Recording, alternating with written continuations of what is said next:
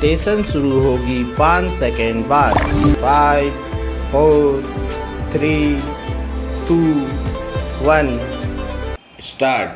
कानपुर में 4 बैंक मैनेजरों समेत 8 साइबर ठगों की गिरफ्तारी इस आशंका की पुष्टि करती है कि बैंक कर्मियों और ऑनलाइन ठगी करने वालों में मिलीभगत कायम हो गई है।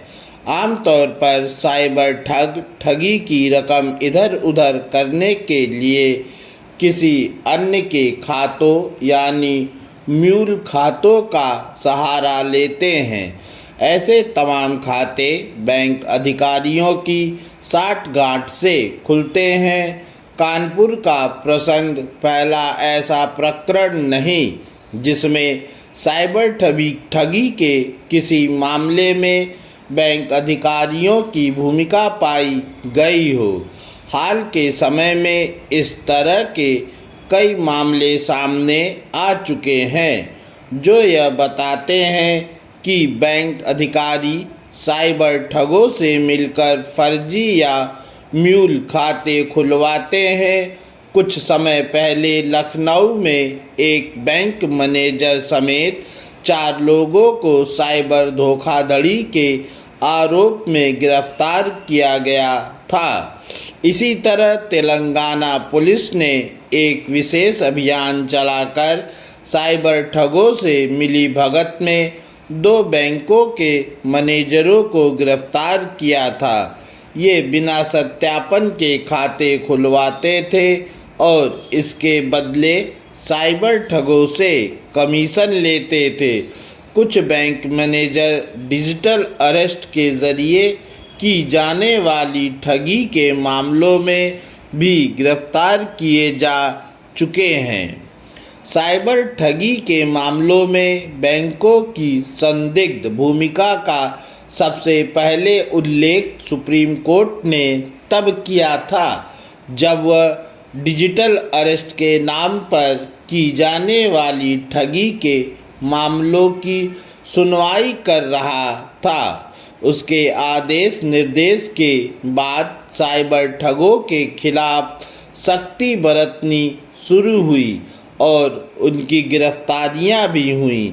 इसके अतिरिक्त रिजर्व बैंक के निर्देश पर भी बैंकों ने आर्टिफिशियल इंटेलिजेंस का उपयोग करके ऐसी पहल शुरू की जिससे ठगी का पैसा द्रुत गति से एक खाते से दूसरे और दूसरे से तीसरे में हस्तांतरित हो तो बैंकों को इसकी भनक लग जाए।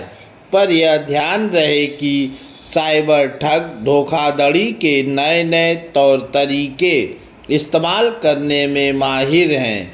चूँकि इसकी पूरी आशंका है कि साइबर ठग ऑनलाइन धोखाधड़ी पर लगाम लगाने के लिए सक्रिय एजेंसियों को मात देने के लिए अपने तौर तरीके बदल सकते हैं, इसलिए उन्हें सतर्क रहना होगा। वैसे भी यह देखने को मिलता रहा है कि पुलिस एवं अन्य एजेंसियां डाल हैं तो साइबर ठग पात इसकी भी अनदेखी न की जाए कि साइबर ठग भी AI समेत अन्य आधुनिक तकनीक का इस्तेमाल करने में सक्षम हैं। इसी कारण वे विदेश में बैठकर भी साइबर ठगी को अंजाम देते रहते हैं। साइबर ठगों की धरपकड़ में तेजी आने के बाद भी यह शुभ संकेत नहीं कि उनके दुस्साहस में कोई कमी आती नहीं दिखती।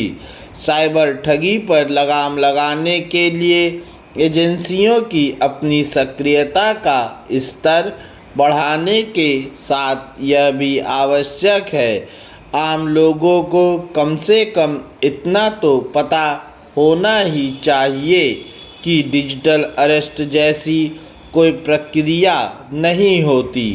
कृषि के बदलते परिदृश्य में मिट्टी की गिरती सेहत एक गंभीर चुनौती बन चुकी है।